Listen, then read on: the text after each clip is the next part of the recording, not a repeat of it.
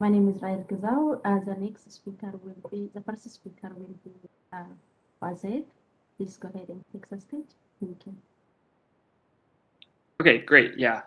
Thanks. So again, my name is Neil Bassett. I'm a grad student at the University of Colorado, and I'm giving this talk on behalf of Jack Burns, and I'm going to be talking about the lunar farside as a science and exploration imperative.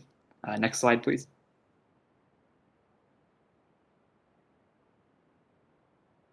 So there's a number of sites on the lunar farside that are possibly interesting from a geologic standpoint. So there's the South Pole Aitken Basin. There's also the Schrodinger impact crater. But I'm really an astrophysicist, not a planetary scientist or a geologist. And so I want to talk about the potential of the lunar farside for doing low-frequency radio astronomy.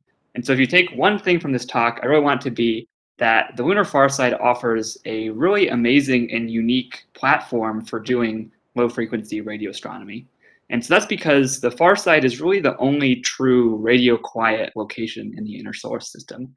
And so the farside is protected from radio frequency interference from terrestrial transmitters on Earth. It's also free of ionospheric contamination, which can plague Earth-based low-frequency experiments. And it's also going to be protected from Earth's auroral kilometric radiation below about 0.5 megahertz. So although the farside is protected from radio frequency interference, it's not truly perfectly radio quiet. And that's because radio waves at these low frequencies are going to diffract significantly around the edge of the moon.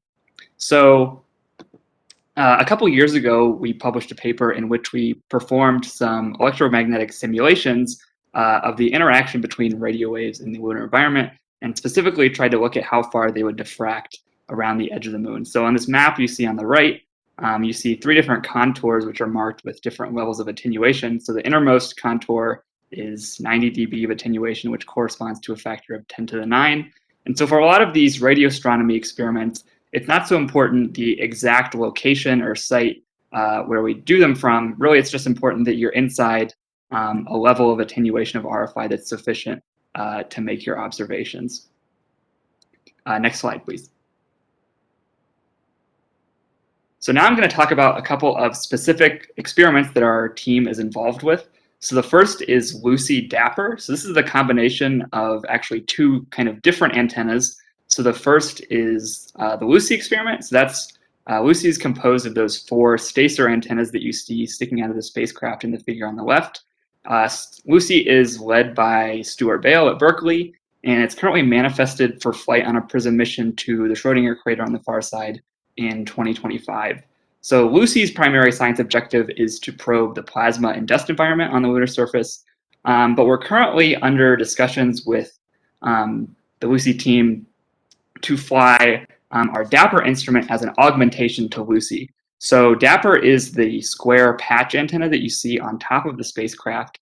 And so what Dapper will be able to do is extend Lucy's frequency range to higher frequencies. So that with the combination of these 2 instruments, we'll be able to observe from 10 to all the way to 110 megahertz. And so what this will allow us to do is make cosmological observations of the redshifted 21 centimeter line from neutral hydrogen. 1 more minute. Thanks. So this will allow us to probe a period of the universe called the Dark Ages, which is corresponding to the first formation of large structure in the universe.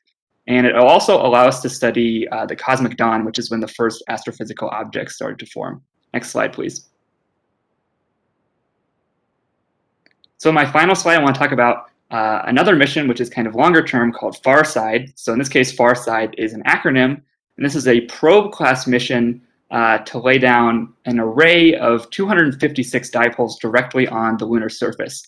So whereas Lucy-Dapper will only be able to make very low resolution measurements, with this array of antennas, we can actually make maps of the radio emission on the sky. So these dipoles will be laid directly on the regolith using these axial rovers that you see in the figure. And so again, we'll be able to investigate the Dark Ages in more detail, which is one of the discovery areas in cosmology that was identified by the recent 2020 Astrophysics Decadal Survey.